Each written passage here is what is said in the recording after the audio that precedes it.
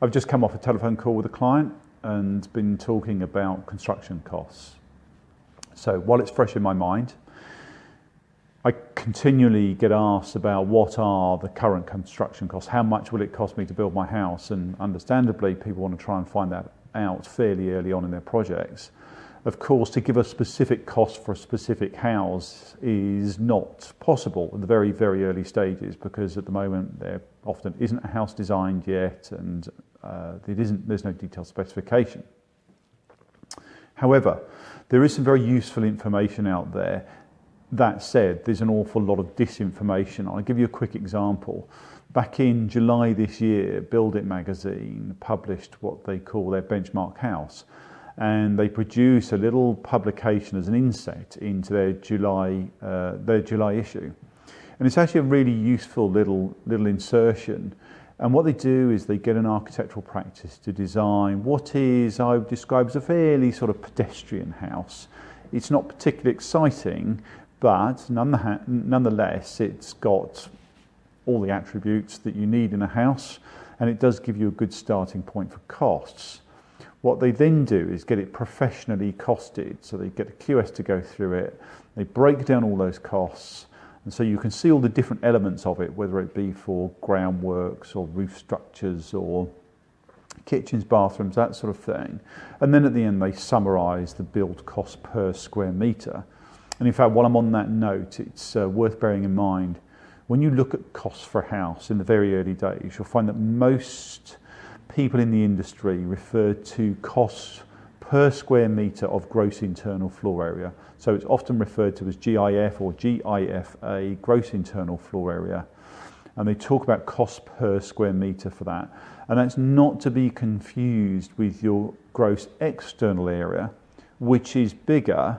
And therefore, if you put the same cost of a house, let's call it 300,000 for example, against the gross external area, it will appear cheaper per square metre, which is a little technique some people use to make their costs look lower. So it's normally done on GIFA, gross internal floor area. Now, what really struck me was in this publication, we had the benchmark house, and it came in at total build, so this is moving on to a clear site, building the house out to a good level of specification, ready to move into, so kitchens, bathrooms, flooring, etc., etc. They got a total cost of just under £1,700 a square metre. Now, interestingly, that sits very well with the sort of cost we see in the market. That's what we've been seeing over the last sort of 12, 18 months, about £1,700 a square metre. That said, we do find a lot of clients, particularly if they're building a lifelong home, that is one they want to live in for the rest of their lives, tend to spend more. They'll spend more on things like underfloor heating, their kitchens, their bathrooms, possibly oak frame if that's the route they're going down. They'll perhaps be spending more like £1,850 to £2,000 a square metre. Ballpark figures. The bit that really riled me about this publication was in the same publication, and this is where the disinformation, misinformation comes in. In the same publication, they had a reader's house, which was really lovely. I mean, it was very highly specified, had a very comprehensive oak frame, a lot of oak joinery, stairs and doors and skirtings, oak flooring, handmade bricks, handmade tiles, and so on.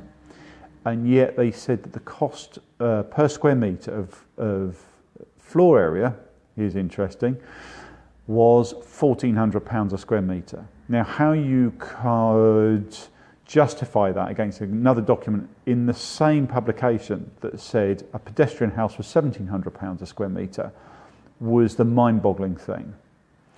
But with a bit of analysis, you could get under it. First of all, those costs were from 2012, so they'd simply taken the reader's costs when they built it in 2012, republished them as being the costs. Quite different now in 2017. That's the first thing. The second thing is they had actually quoted it on the external gross area, which was bizarre, given that one of the things they say in their benchmark document is basically don't be fooled by looking at the external gross area, make sure you look at the gross internal floor area, and they'd taken the external. And the third thing was the builder had his own swimming pool company, and he had used, for very large swathes of the build, he had used his own plant and his own labour.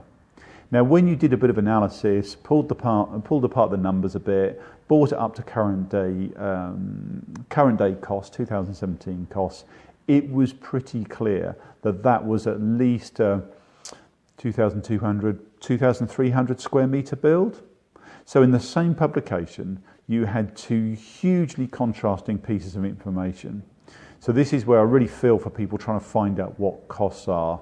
But at the moment, as I say, just to reiterate, right now we see building costs coming in for a complete build on average around about £1,700 a square metre.